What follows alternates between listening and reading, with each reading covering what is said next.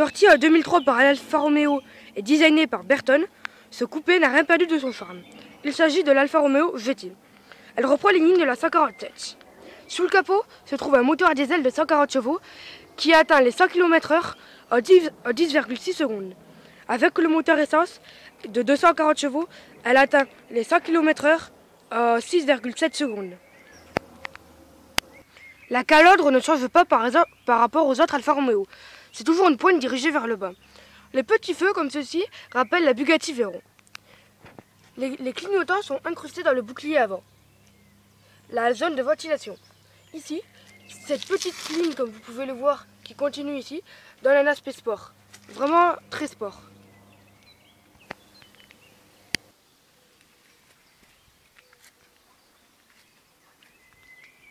Et voici la voiture de profil.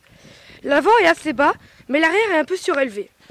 Comme les jantes sont des jantes 10-16 pouces à rayon. Les poignées sont chromées et les petits rétroviseurs comme ça renforcent l'aspect sportif de la voiture. Et voici l'arrière. Alors, ces feux qui sont triangulaires nous rappellent la Dodge Viper GTRS.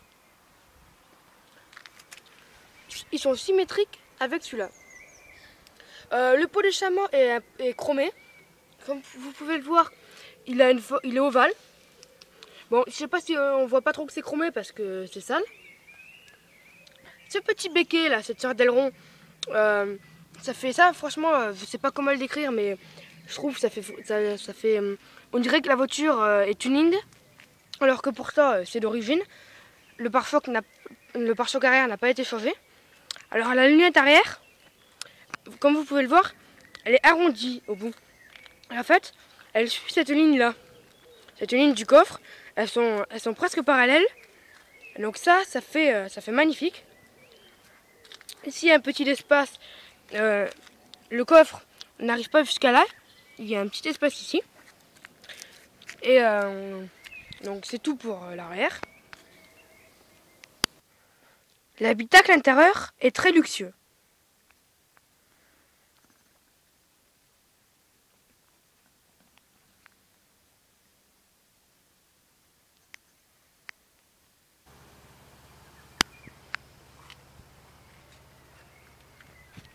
Les sièges sont extrêmement confortables.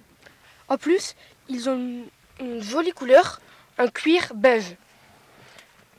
Une fois que l'on est assis, on a l'impression d'être vraiment maintenu.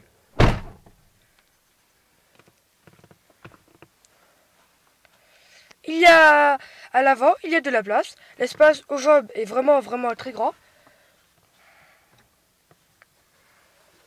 Le GPS n'est pas celui d'origine. Il a été modifié.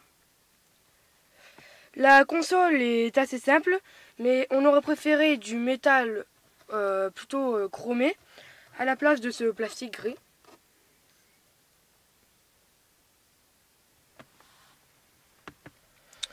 Le volant est assez petit, mais il est extrêmement confortable à manier.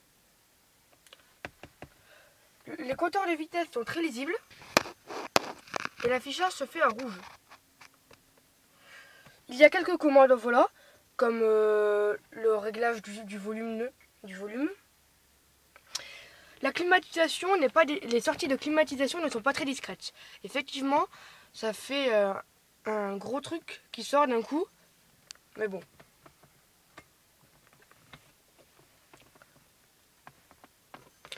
Sur les portes aussi, on a du cuir beige.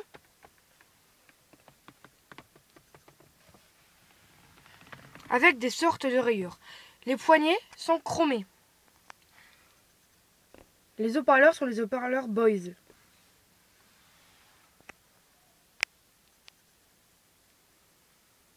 Ici, on a les lumières de toit. Voilà. Avec ici, un pare-soleil et un miroir.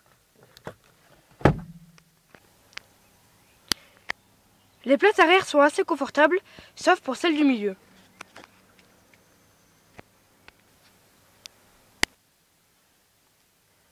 À l'intérieur, l'espace au job est réduit, mais suffisant pour une personne mesurant environ 1,50 m.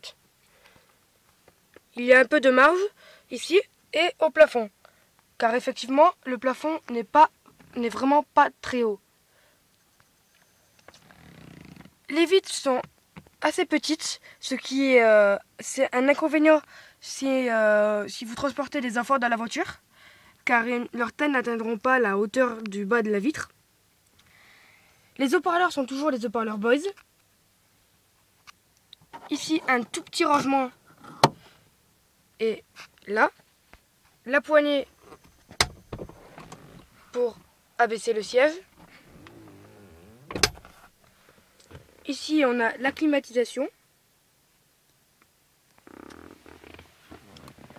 Donc, comme je vous ai dit, la place du milieu n'est pas confortable du tout. C'est pour ça qu'il vaut mieux mettre la coudoir. Et là, on est bien.